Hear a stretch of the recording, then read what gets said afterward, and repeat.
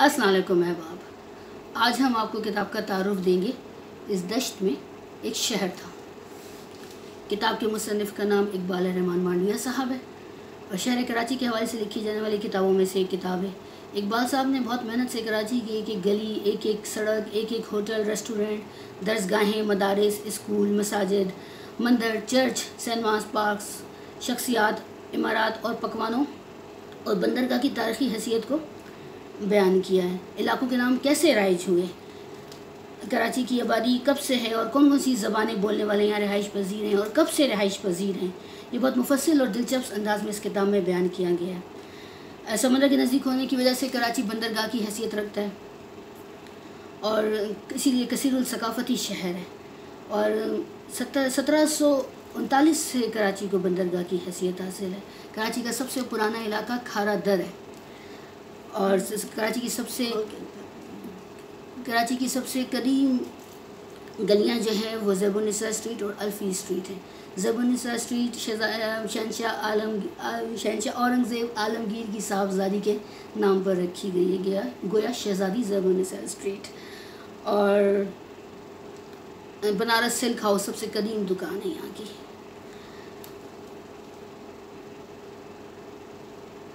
यहाँ जब मैं किताब पढ़ रही थी तो बहुत सारी दिलचस्प मालूमात मुझे मिली। वो के जन्मभूमि हमारी कराची, बहुत सारी बातें हमें कराची के बारे में मालूम थी, लेकिन दिलचस्प बात ये भी मालूम हुई कि यहाँ पहलवानों का अखाड़ा भी था। भोलू पहलवान साहब का अखाड़ा कराची में मौजूद था। कराटे सेंटर भी पहला कराची में ही कायम हुआ, बच्चों को कराटे सिखाए जाते थे। और खित्ते का सबसे कदीम मज़बा खाना भी अबीतार के नाम से कराची में ही बनाया गया था। अरबों ने वो मज़बा खाना बनाया था।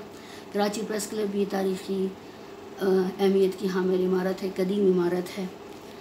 और फ़नकार गली रेडियो पाकिस्तान से मुंसलिक गली है, जहाँ रेडियो पाकिस्तान में आने जाने वाले अफराद, फ़नकार, सदाकार आया करते थे।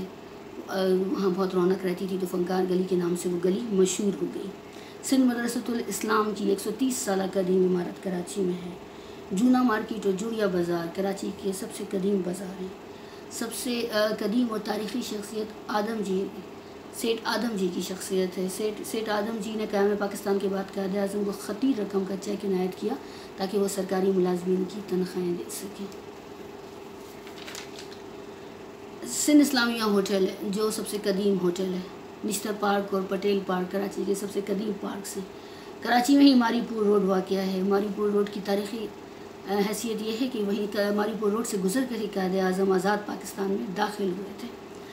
मारीपुर रोड पर ही नमक कशीद करने का प्लांट लगाया गया था 18वीं सदी में, और वो प्लांट किसने लगाया था? जर्मन निजात यहूदी थे, उनका नाम था ग्रीनफील्ड ग्रेक्स। उन्हीं के नाम पर अभी तक इलाका ग्रेक्स कहलाता है। और नमक का इस्तेमाल तर्क कर दिया था जब सिविल नाफरमानी की तहरीक शुरू हुई थी। सिखों ने भी, हिंदुओं ने भी और मुसलमानों ने भी, जब अंग्रेज़ की ग़ुलामी से निजात हासिल करनी थी, गोया भूखा रहना पड़ता है आज़ादी हासिल करने के लिए। सर क्लिफ्टन, कर्नल ब्रेडी के नाम से क्लिफ्टन का इलाका है, उन्होंने कराची को बसाने के लिए स्कीमें बनाई। उन्हीं के नाम पर अभी तक कराची क्लिफ्टन का इलाका है।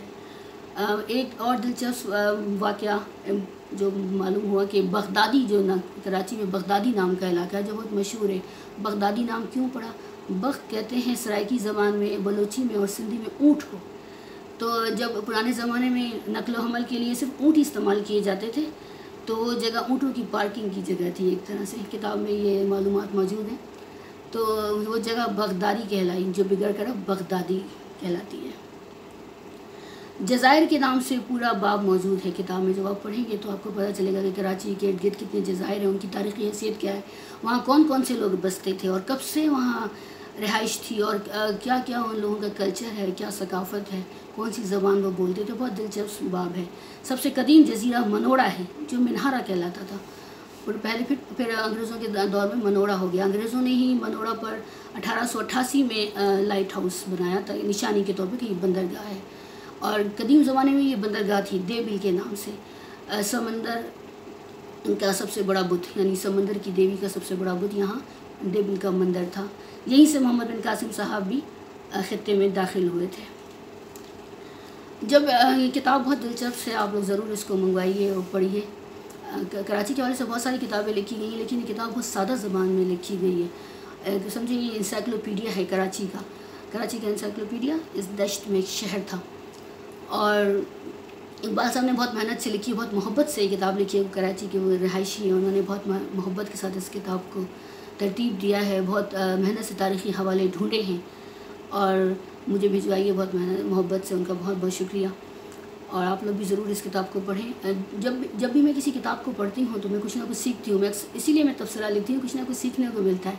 تو جب میں اس کتاب کو پڑھ رہی تھی تو میں نے یہ جانا کہ ہمارے خطے کے لوگ بہت محبت کرنے والے، بہت محنتی اور بہت گرم جوش ہیں۔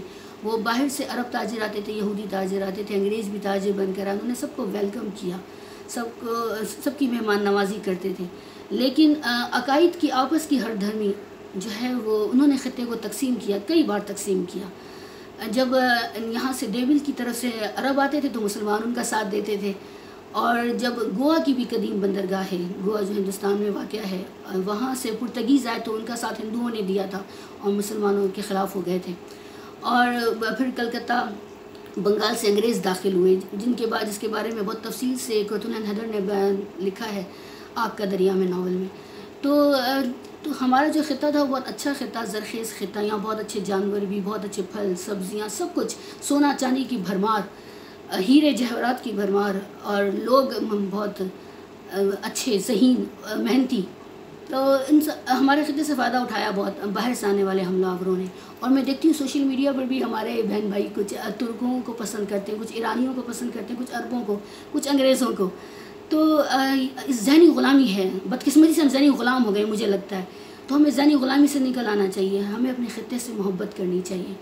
ہمارا خطہ تو بہت پہلے سے ریاست مدینہ کے اصولوں پر رہ رہا تھا۔ ریاست مدینہ کا جو اصول تھے وہ یہی تھے نا، لکم دینکم ولی دین، پڑھو اقرا، یعنی پڑھو لکم دینکم ولی دین، یعنی آپ کے ارد گرد جو لوگ ہیں ان کو ان کے عقیدے کے مطابق جینے دو۔ جب آپ صلی اللہ علیہ وسلم نے مکہ فتح کر لیا تو آپ صلی اللہ علیہ وسلم کو یہی آیت اتری ان کے اوپر، اور مدینہ میں بہت سارے لوگ رہتے تھے، یہودی بھی رہتے تھے، عیسائی بھی رہتے تھے، پھر مسلمان بھی رہنے لگے۔ تو ہمارا خطہ تو پہلے سے اصولوں پر قائم تھا، ریاست مدینہ انصاف کے اصولوں پر قائم کی گئی تھی۔ تو جب تک ہمارا خطہ انصاف کے اصولوں پر رہتا تھا، لوگ ایک دوسرے پر ظلم نہیں کرتے تھے، تو حملہ آور نہیں آتے تھے۔ تو اسی لیے ابھی بھی کسی اور کو حملہ آور ہونے کا موقع مت دیں، آپس میں محبت سے رہیں، لوگوں کو عقائد کی بنیاد پر نہ ماریں، نہ لسانیت کی بنیاد پر ایک دوسرے کو ماریں۔ تو ہمارا خطہ بہت محبت کرنے والے خطوں میں سے ہے۔ سچل سرمست جو ہمارے صوفی بزرگ ہیں، جو سچل سرمست کا مطلب سچے، تو وہ محبت کا پیغام دیا۔ شاہ عبداللطیف بٹائی نے محبت کا پیغام دیا۔ تو محبت کے ساتھ رہیں، محبت کے ساتھ پڑھیں، کتابیں پڑھیں، اور ایک دوسرے سے محبت کے ساتھ مکالمہ کریں۔ بہت شکریہ۔